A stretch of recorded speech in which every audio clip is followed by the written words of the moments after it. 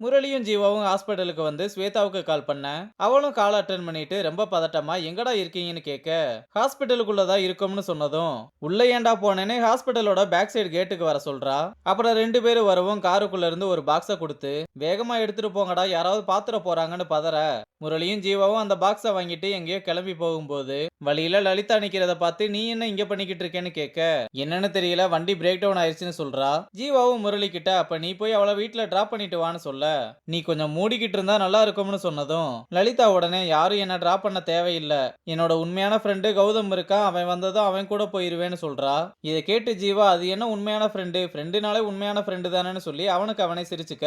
அப்படியெல்லாம் இல்ல சில பேர் ஃப்ரெண்டுன்னு சொல்லி கிஸ் எல்லாம் பண்ணுவாங்க, என்னன்னு கேட்டா ஃப்ரெண்டுன்னு சொல்லுவாங்க, அந்த மாதிரி ஃப்ரெண்டெல்லாம் நமக்கு செட் ஆகாதுன்னு சொல்ல இப்படியெல்லாம் கூடவா இருக்காங்கன்னு பின்னாடி போக சாணியில காலை வச்சுட்டு தொடச்சிட்டு வரேன்னு சொல்லிட்டு போறான். அப்ப லலிதா என்ன ஃப்ரெண்டு புதுசா ஏதாவது காரணம் நெட்ல தேடுனீங்களான்னு கேட்க முரளியும் சரி நான் உண்மையை சொல்லிடுறேன்னு நம்ம ரெண்டு பேரும் இன்னும் லைஃப்ல செட்டில் ஆகவே இல்ல, அதுக்குள்ள எதுக்கு இந்த சீரியஸ் ரிலேஷன்ஷிப்னு தான் வேணாம்னு சொன்னேன்னு சொல்லி முடிக்கிறதுக்குள்ள பலார்னு ஒரு அற விழுது. ஜீவாவும் சத்தத்தை கேட்டு என்னாச்சுன்னு கேட்க கொசு நிறைய சுத்திக்கிட்டு இருந்துச்சு அதான் அடிச்சேன்னு சொல்ல ஜீவாவும் என்ன நடந்ததுன்னு புரிஞ்சுக்கிட்டு இதை அடி வாங்க வேண்டிய கொசுதான்னு சொல்லி சந்தோஷப்படுறான். அப்புறம் அந்த பாக்ஸை எடுத்துக்கிட்டு ஒரு கிரிக்கெட் கிரவுண்டுக்கு வந்து ஸ்டெம்பை ஊன்ற இடத்துலயே புதைச்சு வைக்க சொல்ல ஜீவா என்னால தனியாலாம் போக முடியாது நீயே போயிட்டு வான்னு முரளி அனுப்பி விடுறான். அப்படி எதை மறைச்சு எடுத்துட்டு வராயின்னு ஒண்ணுமே இப்ப வரைய தெரியல. மறுநாள் வண்டியெல்லாம் மறைச்சு செக் பண்ணிக்கிட்டு இருக்க ஜீவா இதுல யாரெல்லாம் ஈபில வேலை செய்யறீங்கன்னு கேட்க ரெண்டு மூணு வண்டிக்காரங்க விட போறாங்கன்னு நினைச்சு கைய தூக்கவும் பப்ளிக் எல்லாம் போக சொல்லி நீங்களாம் ஓரமா வாங்கன்னு கூப்பிட்டு எல்லாரோட டாக்குமெண்ட்ஸையும் செக் பண்ணி பார்த்து அது இல்ல இது இல்லைன்னு வண்டியை சீஸ் பண்ண சொல்லி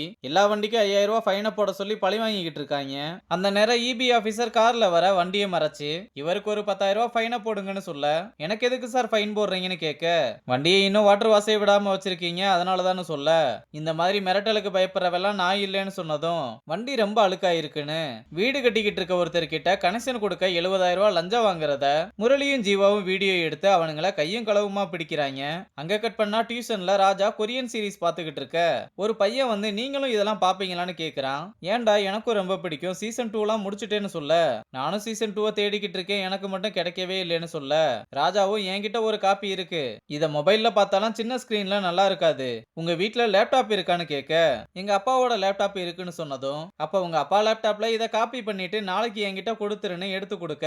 அவனும் வாங்கிட்டு தேங்க்ஸ் சொல்லிட்டு போறான். இங்க ராஜா டியூஷன் எடுக்க வந்ததே ஏதோ ஒரு பிளானோட தான் வந்திருக்கான் போல. அப்புறம் டியூஷனை முடிச்சுட்டு வெளியே வந்ததும் ஸ்வேதா நிக்கிறத பார்த்துட்டு நீ என்னடி இங்க காருக்கு டோக்கன் போட்டு நின்னுகிட்டு இருக்கேன்னு கேட்க ஒரு பக்கம் டிவோர்ஸ் இன்னொரு பக்கம் சஸ்பென்ஷன் உன் வாழ்க்கையில புயலா வீசிக்கிட்டு இருக்கே அதான் சரி பையன் எப்படி இருக்கான்னு பார்த்துட்டு போலாமேன்னு வந்தேன்னு சொல்ல அந்த ரெண்டு பிரச்சனையையும் துடுப்பா மாத்தி படகுல போய்கிட்டு இருக்கேன் எங்க போய் முடிய போகுதுன்னு தெரியல, சரி உனக்கு எப்படி போகுதுன்னு கேட்க எனக்கு என்ன பிரச்சனை நான் நல்லா தான் இருக்கேன். பாவா லலிதா தான் முரளியை நினைச்சு ரொம்ப அழுதுகிட்டு இருக்கான்னு அவளோட கதையை சொல்லி ரெண்டு பேரும் பேசிக்கிட்டு இருக்க அதை யாரோ ஒருத்தர் ஒளிஞ்சு நின்று பார்த்துக்கிட்டு இருக்கதோட இந்த எபிசோட முடிச்சிருக்காங்க.